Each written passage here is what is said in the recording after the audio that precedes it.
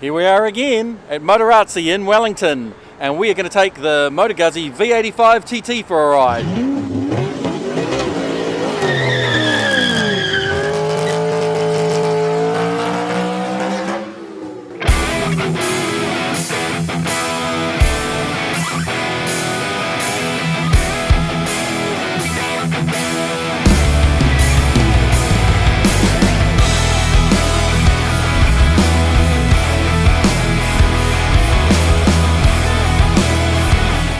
Biking with Campbell. So we're going to take this MOTTO GUZZI V85TT for a ride. Now this actually belongs to one of the sales guys, so it's going to take it pretty easy.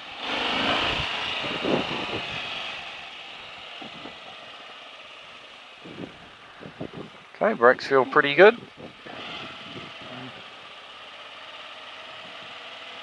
And the throttle feels pretty good, especially after that, just riding that tour rig, where the throttle response is bloody awful.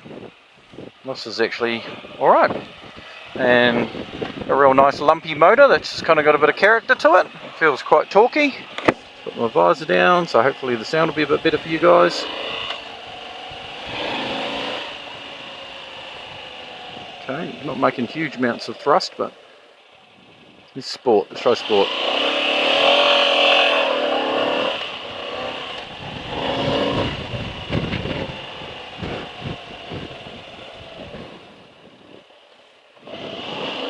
Brakes are good, no pulsing there through the levers, not even the foot peg, yeah, not even the foot brake.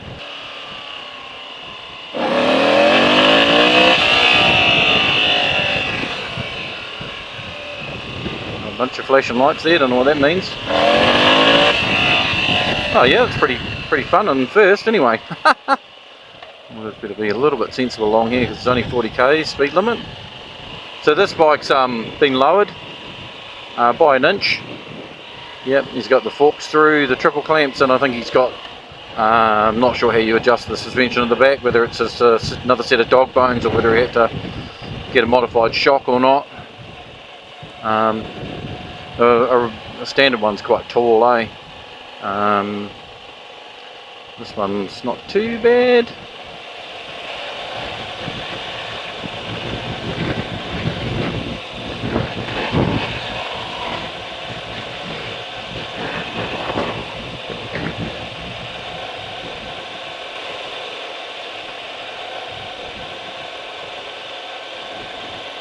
Yep. Right, nice through that set of twisties. It's very cruisy though, eh? Like, not sure how it would feel if you were pushing on a bit harder. It's interesting, eh? If I was riding this back to back with my Africa Twin, I'd probably feel like it was a bit wimpy, but jumping on it straight after the tour rig, it feels quite, you know, like peppy. And obviously it's a lot more torquey. It's a much bigger motor, so or maybe not much bigger, it's bigger, it's a bigger motor. What's it like standing? Right, these pegs are not suitable for standing though, they feel like real dinky and kind of slippery actually, which is surprising. Like, it's not that they're wet, so yeah, that would be not so good on off-road. They feel real squidgy.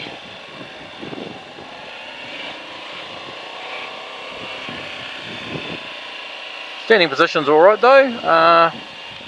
Yeah, it's not too bad. What do I change the handlebars?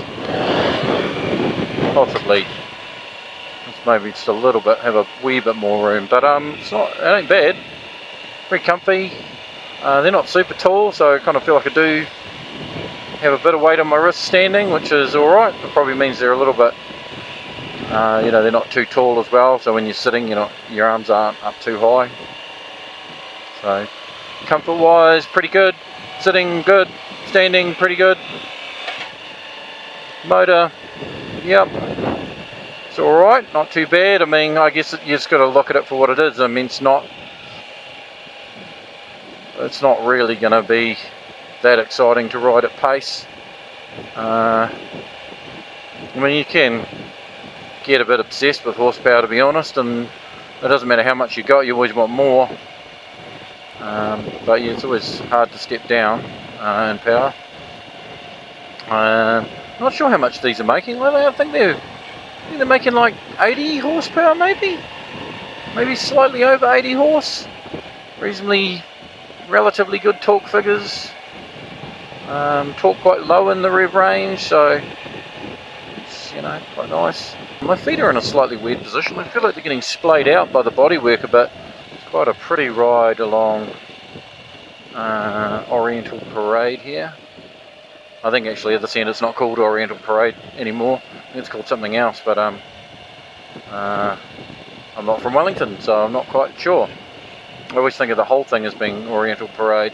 Maybe I'm totally wrong and none of it's Oriental Parade. Okay, I'm just going to do a little U-ey.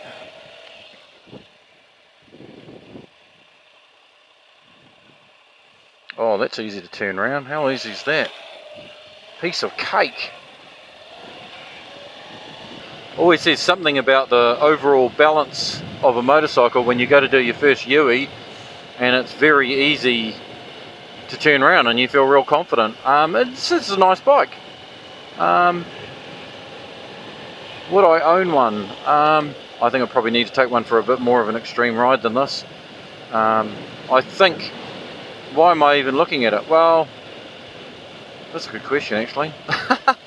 I think it's a little bit lighter than the Africa Twin. I'd need to check that again. I think I remember looking at it and they're not actually hugely heavy, but they're a little bit underpowered.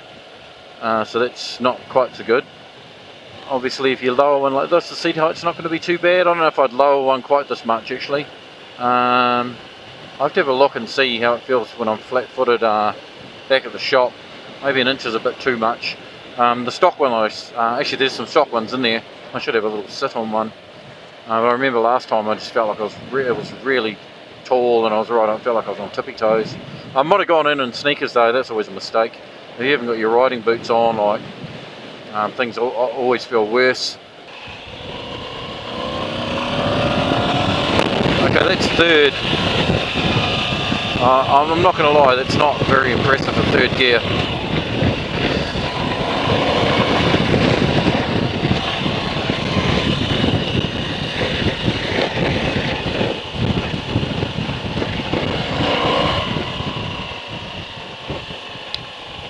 Quite a nice cruisy bike though, if that's what you like doing.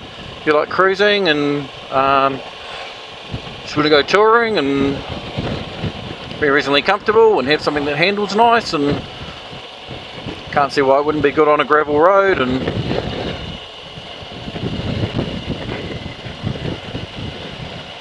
you know, my personal opinion is they're one of the most beautiful ADV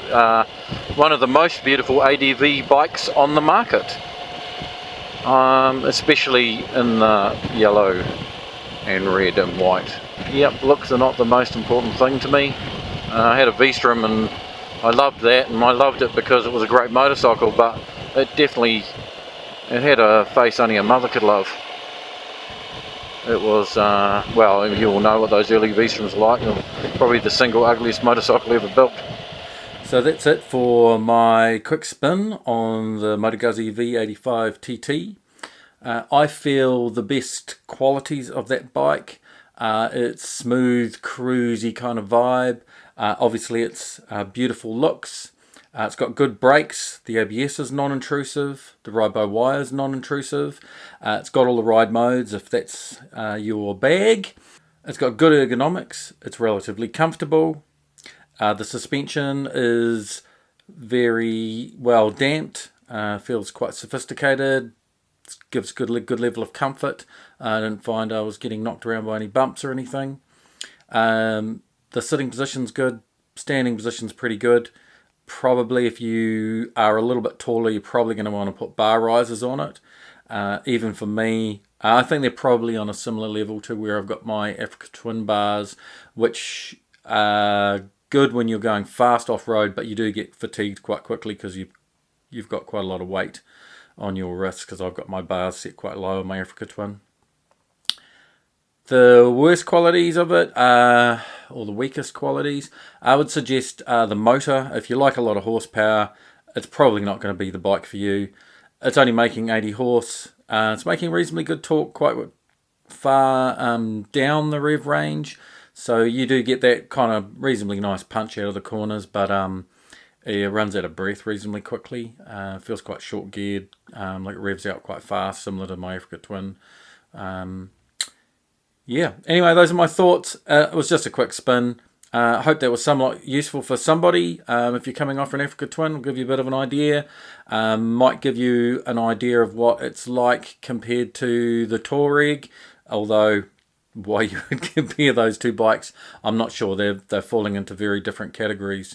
But, you know, I rode them pretty much back to back, and the videos will come out about a week apart, probably, roughly. So anyway, that's all I've got to say about the V85TT. It was just a quick spin on it. And so, yeah, thanks very much for watching. Don't forget to like, share, and subscribe, and we'll see you guys all next time.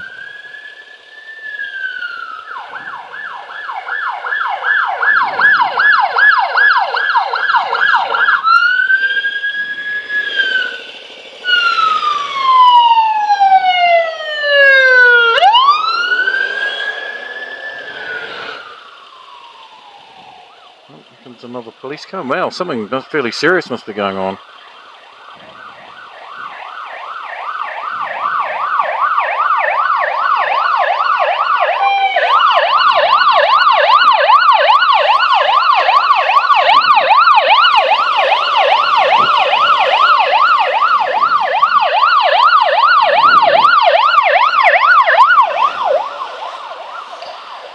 Ay, ay, ay.